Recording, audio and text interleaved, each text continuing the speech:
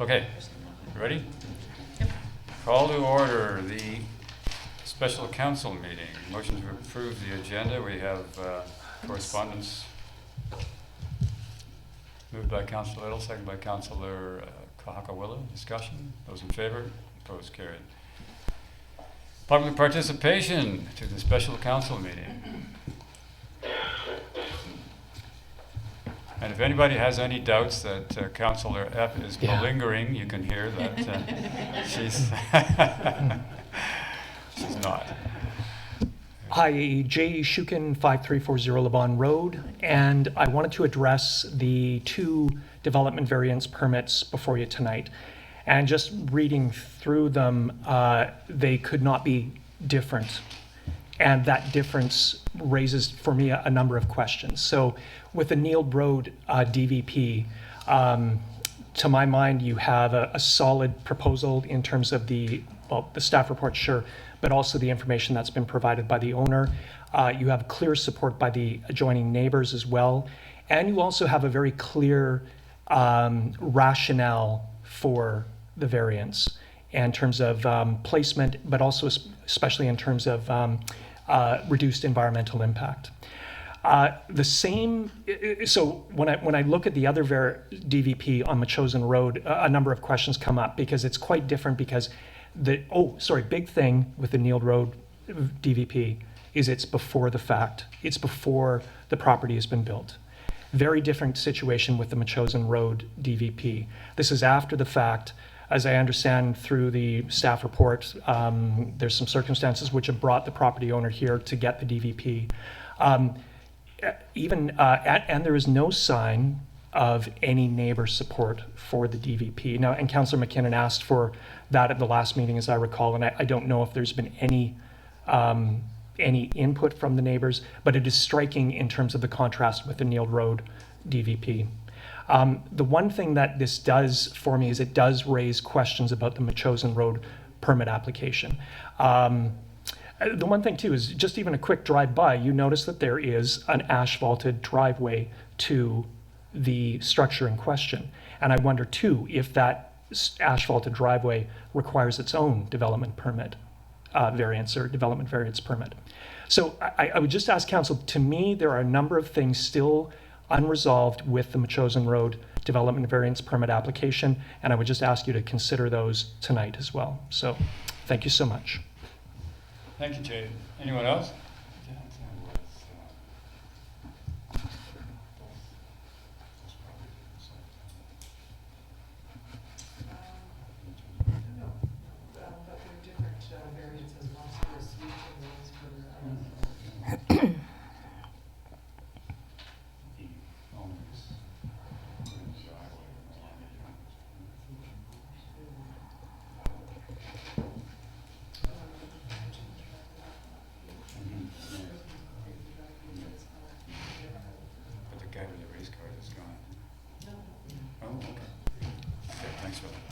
Go ahead, Beth. Good evening, Bev Bacon, Metchosin resident. I'm not going to read my letters. I hope you've read them. I'm opposed to granting a variance permit to 4252 Metchosin Road for all the reasons that I put in my letters, but I've just made 9 points that I think are salient that I'd like you to listen to. So there's a principle here. Bylaws and building code are not just suggestions. We expect adherence to them. Number 2, there's no better time to get compliance than when the property owner is making an application to the district, in this case to build a new house. Number 3, remember the clean hands policy. There should be no staff time spent on an application for this address until the existing areas of non-compliance are corrected. I'd really like our district to get firm on this. Number 4, there will never be an easier time to move the garage than now when the house is gone. Number 5, this is not a hardship case.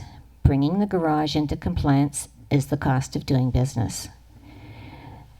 Number 6, think of the message that you're giving the public. We have firmed up our bylaw enforcement on paper, but we really don't mean it.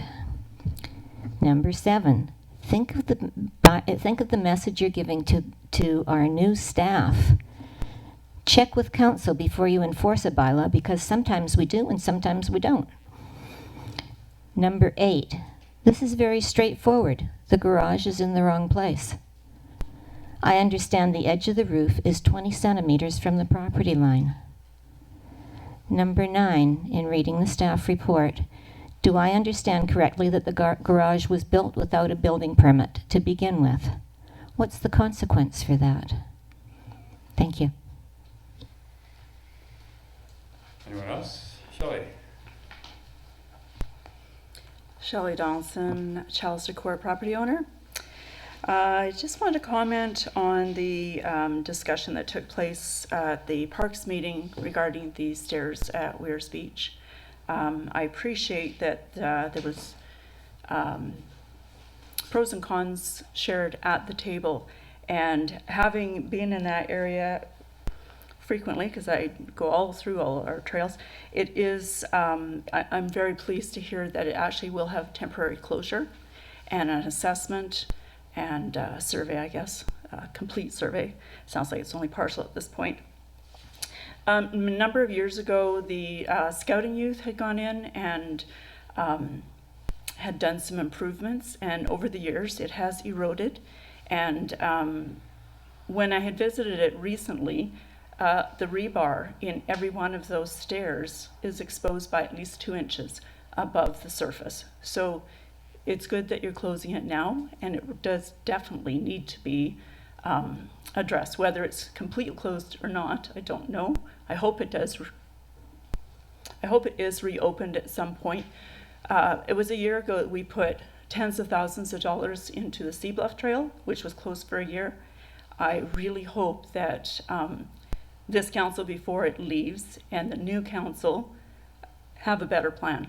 I'm not spending a lot of money, but really do the homework before a lot of time and money are invested of taxpayers' dollars. It is a valuable asset to have.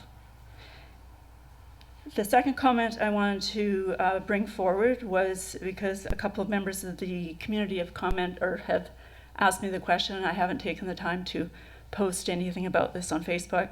At one of the previous meetings, I had said that there were 4 members of the equestrian club that were going to the 55 plus games, and we all did, and we had a great experience. We didn't bring home any medals, but we brought home a lot of memories. The medals went to our esteemed, very experienced coaches on the island, all the way up to Black Creek. And I think that we've really injected a lot of enthusiasm into our particular discipline, which is working equitation, which is brand new, well, not brand new, 2017, it actually came to Canada. And our club is sponsoring quite a lot of that activity. More than half of the obstacles that we've been refurbishing this past 6 months were used in the games. And so on the lookout, we'll be having some clinics and shows in the Victoria region. So I also wanted to mention that we had put a call out to the municipalities for loan of flags, and the ones that were able to provide us with flags was Esquimalt, Oak Bay, Saanich, and Langford, and those were displayed in the arena with our competition. Thank you for your time.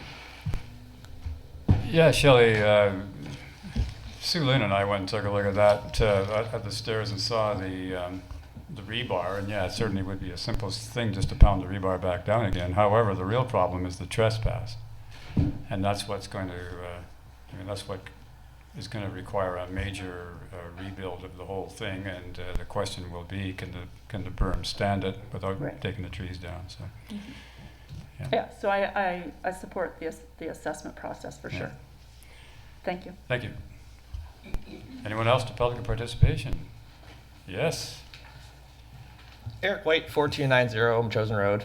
I just wanted to thank council for all they've done for our community for the last 4 years, and yeah, I really appreciate it. Thank you. Thank you, Eric. Anyone else? Dr. O'Connor. Robert O'Connor, property owner, 246 Delgada. I would like to second that motion. I think the council's done, I really appreciate the council, the mayor, and the hardworking staff here to do such a great volunteering, really so much of their time they get paid, but just the volunteering of it. And the outcome of that is that the health of this population in this community is extremely improved because of your hard work. So this will probably be the last time I'll get to see some of you, so I just wanted to express my appreciation. Thank you. Thank you, Doctor. I would suggest that your hard work has got something to do with it too, but. This is fun. Anyone else? Okay, we'll move on then. To the mayor's report. It is. Here it comes. She tried. I just want to, acknowledge all of the aspiring candidates here. It's good to see you all, and all of you that have absolutely no idea what you'll be getting yourselves into if you do get elected. And if evidence of that would be how happy Andy is tonight.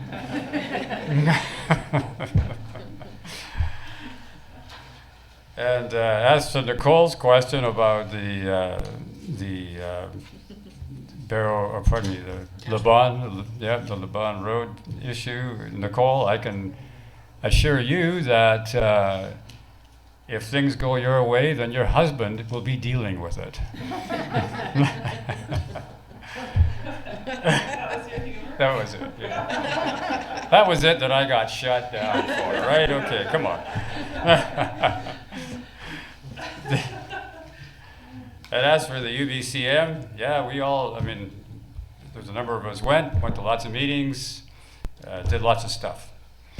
And the school opening, I know Councillor Little has already covered this, but it was a really a nice event. And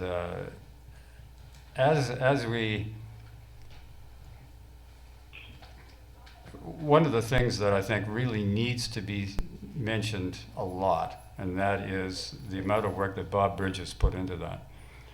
It really is phenomenal what was achieved there, and it really does show the value of this community and the residents in it that are just very quietly, without any fanfare or anything else, putting amazing efforts into achieving the vision of what this community could be. So thanks to everybody that was involved in that, and it's, as I said at the opening, when I went and took overflow classes there over 65 years ago, if anybody had ever thought then or that the school would still be there even, but more than that, looking vastly better than it did 65 years ago, nobody would have believed it. Of course, then I don't think too many people would have believed that I'd be still around after 65 years either. But anyways, finally, I just want to report that we had a Maryhill Steering Committee meeting today that was just the nicest meeting. It was kind of a thank you for Councillor McKinnon's efforts over the years, Lisa's and mine. And it really, those kinds of things, and I'm saying this to the future candidates, or the future councillors, those are the kind of things that really make up for a lot of the tough times and the negativity and everything like that. It was, it was special, yeah.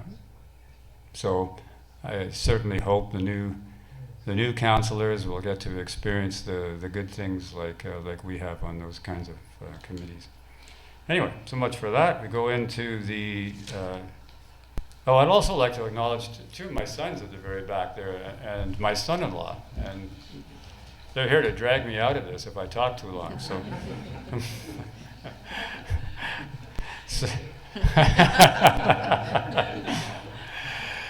So anyways,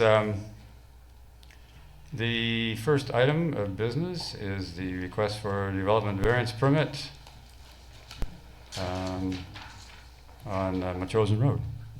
Councillor McKinnon.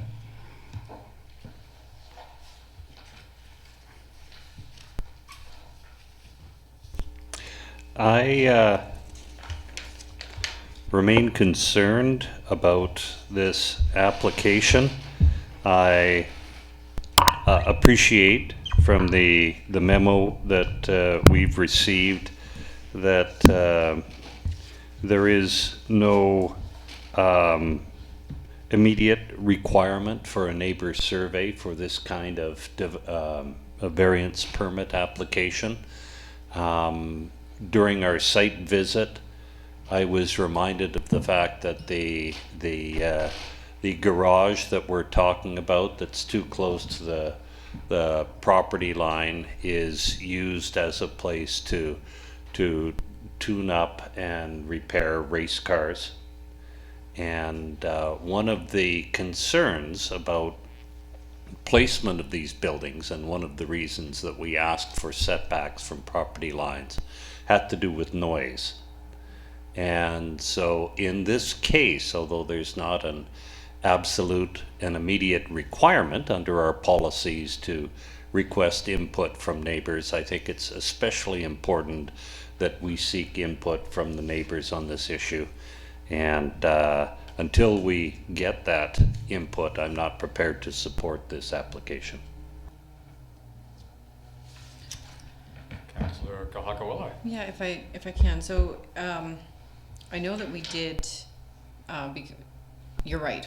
Because this is a development variance permit that doesn't deal with a detached suite. We don't need the property owner to directly petition their neighbors.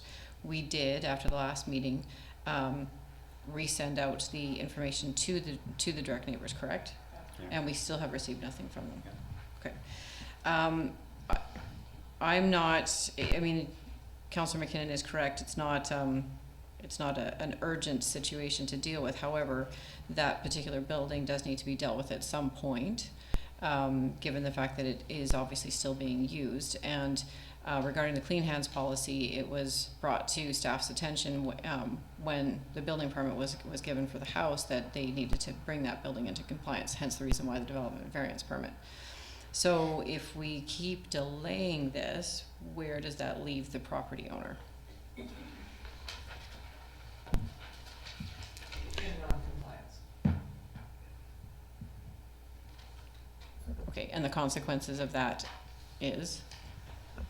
Well, are you wanting to delay it? Because then that triggers the district needing to send out letters again to adjacent neighbors who aren't responding back with any concerns, support, or objection. And if you are wanting to delay it, then I would suggest that we could adjourn into in camera and deal with the bylaw enforcement matter, or we could just refer this to staff to bring forward to the new council at an upcoming in-camera meeting. Another question. If we do issue the development variance permit and problems arise in the future due to, let's say, noise complaints, what is our recourse? Or do we have any because we've already given a permit that now legitimizes where that building is located? It doesn't legitimize noise. Noise is a separate bylaw. Thank you. Councillor Little. Yeah, so what we have here, just for the people that haven't visited the site, is we have a 4,500 square foot house being built on 3/4 of 1 acre. So it's a very small lot. There's a 3-car garage. 3-car garages that are built in. There's 3-car garages built into the house already. And this is another garage, so there will be 4 garages with active activity for race cars at the back of the property, and it is extremely close. The overhang is within, I think we measured 20 centimeters to the side of the building. It was 54. It's extremely close, and I think it behooves us to do something about this because there have been numerous complaints on record regarding the noise bylaw. regarding the noise bylaw, we also know that we lost a court case this year for a number of reasons. One of them was that noise bylaw it has loopholes in it. So it's all well and good to say we have the noise bylaw, but it is very hard to enforce. It's very hard for the residents to document that they are experiencing excessive noise, and the bylaw itself needs significant changes. So I would suggest that we deny the application for the DVP. Councillor Kohakawala. Yeah, just to comment on the noise bylaw, the particular item in question regarding the lawsuit that was, or sorry, the court case that was lost, it wasn't lost because there was loopholes in the noise bylaw. There aren't, but there are things that could be, I had brought it in to have it reviewed. One of the reasons why we didn't win the court case is because of documentation and chain of, or not chain of evidence, but burden of proof. So that in and of itself should not be a reason why we deny the application.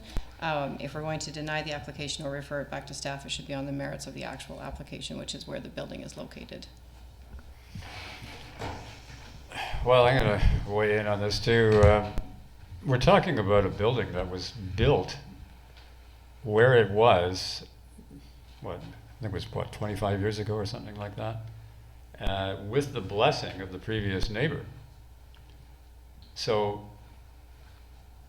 there's been owners, multiple owners down the road, and the previous neighbor who initially said that it was okay, and then when the existing owner moved in, well, then there was issues. So that neighbor is no longer there. It would seem that the new neighbor hasn't responded, so one would assume that they don't have any great objections. So it's not like, I mean, that building was purchased by the current owner with it in that position. And that position was done with the blessing, like I said, of the previous neighbor. So the question then comes, okay, well, what are you going to do about it? Are we going to make that person who bought this with where that building has sat there for 20 some odd years without anybody worrying about it, are we going to make them move it? And that's a considerable expense. For what? If the current neighbor doesn't particularly care about it, and I understand what Councillor McKinnon is saying, that it would be nice if we knew for sure, but the fact that the current neighbor has been advised twice and hasn't responded is an indication that there isn't a burning interest there. So it's easy to say, well, we know it's wrong, but we need to do something about it. Well, this community is filled with things that have been done that are outside of our existing bylaws. So are we going to go around and make everybody fix it?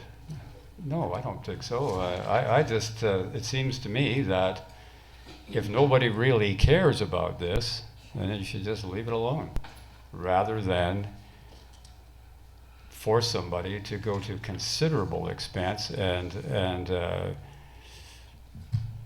for what? Councillor McKinnon. I'd like to move that we follow option 3, table the application and request further information from staff or from the applicant. The nature of that further information being another attempt to get input from the neighbors, and bring that package back to the next council. Seconded by Councillor Kohakawala. Discussion, go ahead. Just to add to that, I'd also like to get some information either from the property owner, or it's probably actually from the property owner, as to what the feasibility would be to actually move that structure. We might as well have that conversation at the same time. Because if it's going to be a significant hardship, then that's something that the next council should consider, especially if the adjacent landowner doesn't have any issues with where the building is now. Councillor Little. Yeah, so as I understood the history, and we had discussed it in the last 4 years, the previous owners did not necessarily give their blessing, but they acknowledged that the previous owner had put up a carport. So there's a big difference between a carport and a structure that we observed there with a paved driveway. So if you look at the topographical maps, you'll see that the driveway is a relatively new structure compared to the age of the property, as well as the building is significantly different than it was originally acknowledged, I think, rather than giving it a blessing. And it's not everybody in the community that we're dealing with here. We're dealing with this particular developed variance process, and we almost unanimously approve all these developed variance permits. So a member of the community could say, well, why do this? You always approve them anyways. Even when you have good reason to deny it, you approve it.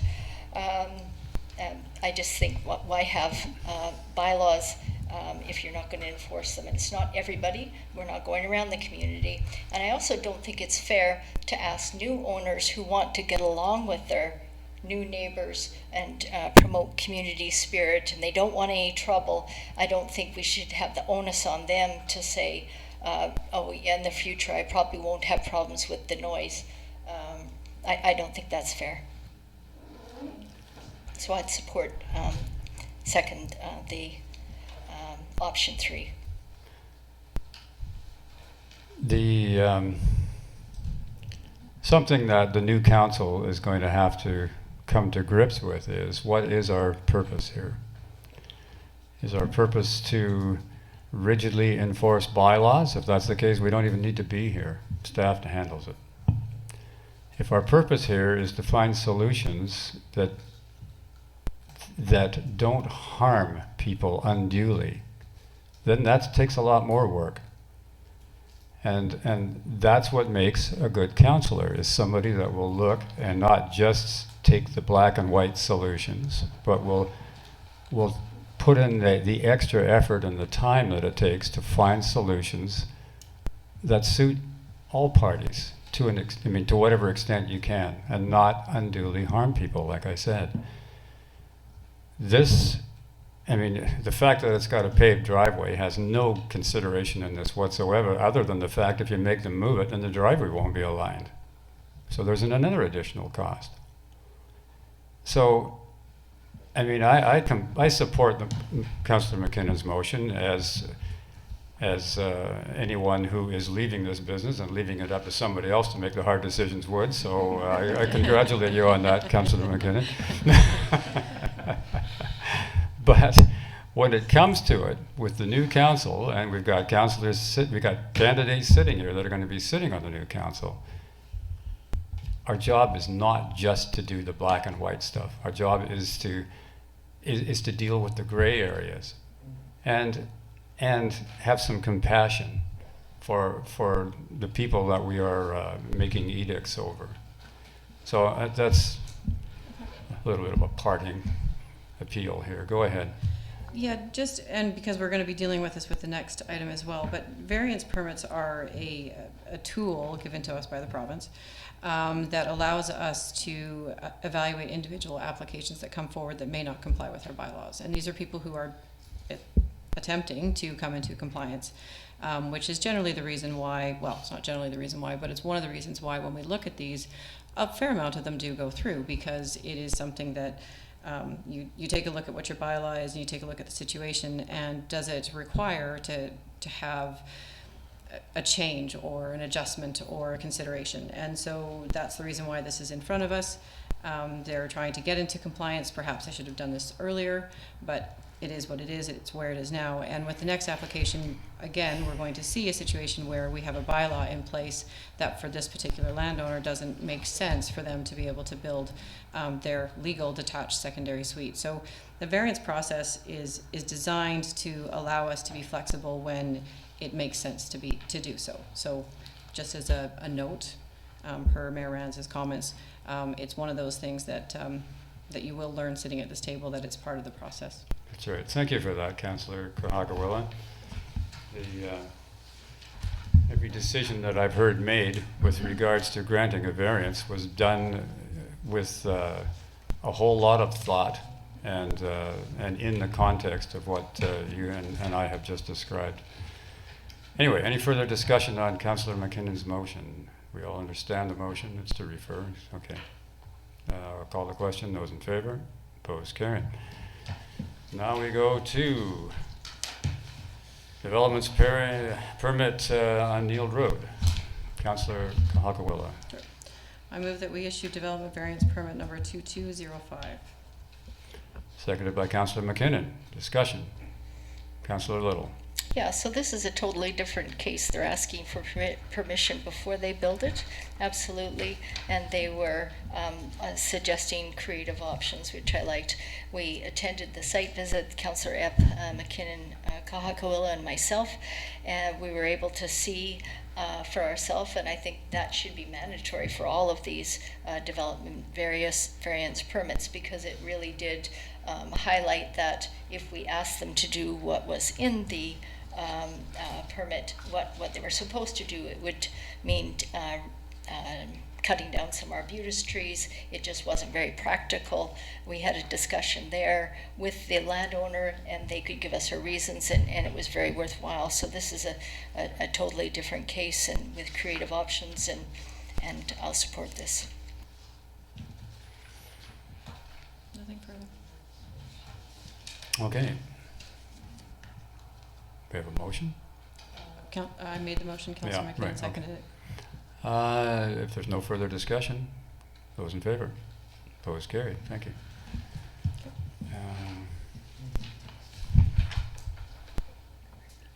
Bylaw enforcement. But that, those are referral motions.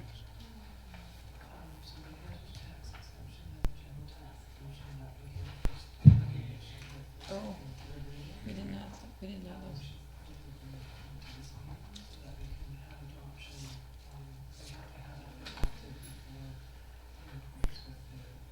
Yeah, I was gonna add that as part of the agenda, but I thought that wasn't required. So. Yeah. Okay.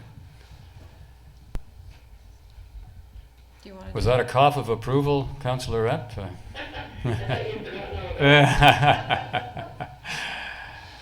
Okay, so where should we insert that? Okay. So we will go on then to the staff report on the bylaw enforcement policy. Okay. I'll ask our CAO first if there's anything she'd like to add to it. If not, I will make the recommendation. Okay. Okay. I move that council repeal bylaw enforcement policy PR 100.20. I'm going to do these in two separate. So if I can have a seconder. Councillor McKinnon. I'll second that.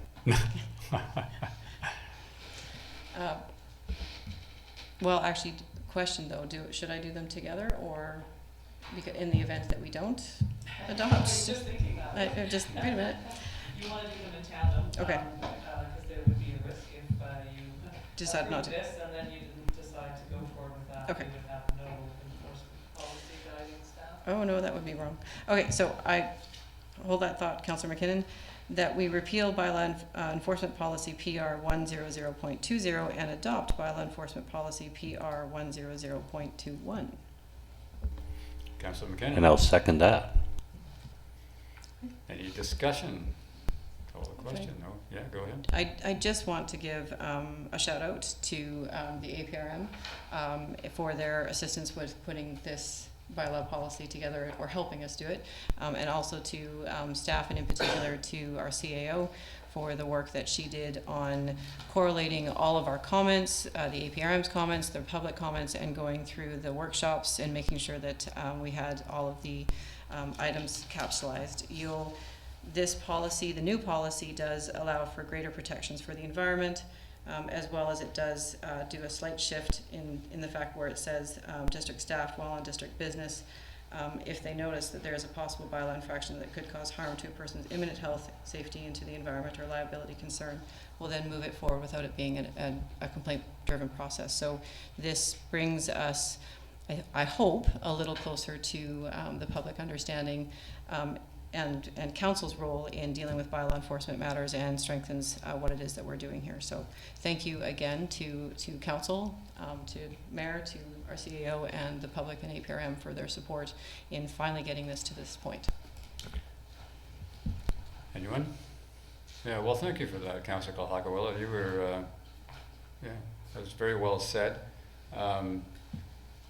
I was going to give credit to Lisa as well for adding a whole lot of clarity to what our practices already are. So it was very well done. Okay, I'll call the question. Those in favor? Opposed? Carried. Now we have the building inspection reports and the public communication reports. I'll take them both. Move receipt. Moved by Councillor Kalhakawilla. I'll second by that. Councillor Little. Discussion. Being none. Those in favor? Opposed? Carried. Now we have Scouts Canada, Apple Day. Yeah, I move that we perhaps put this on our website and explain to the community that be aware that the Scouts will be on the streets on October 8th of 2020. They do wonderful work, and they would like our acknowledgement and our approval, and they would like us to publicly state that, and I suggest we put that on the website. Second. Seconded by Councillor Kalhakawilla. Discussion. Those in favor? Opposed? Carried.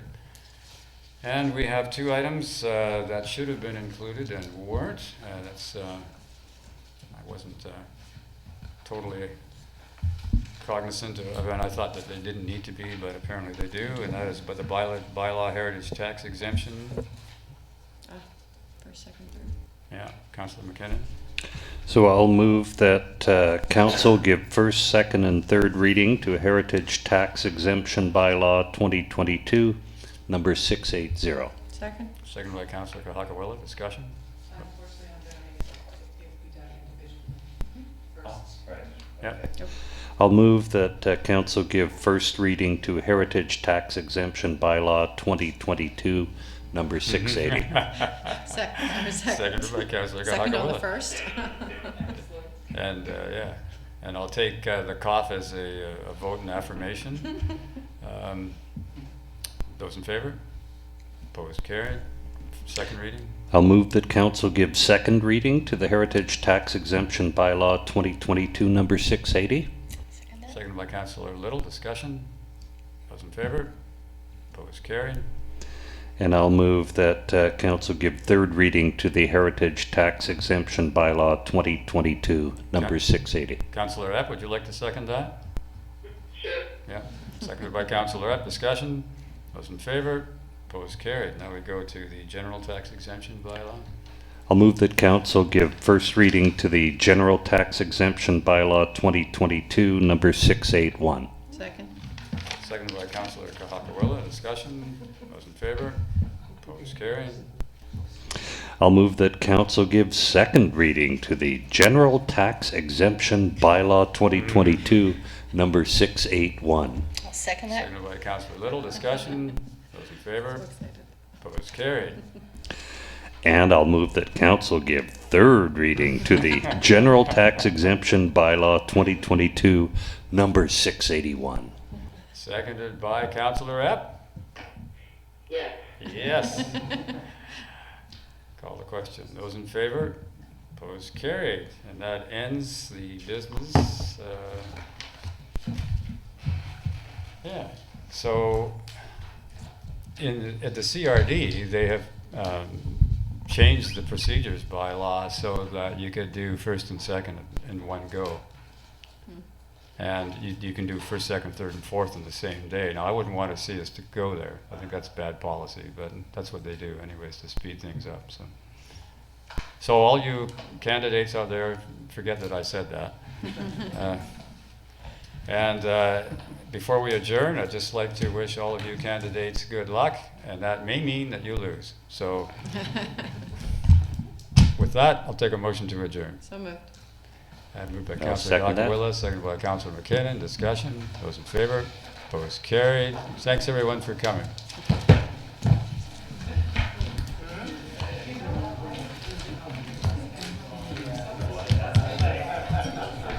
Really? Those are tricky ones.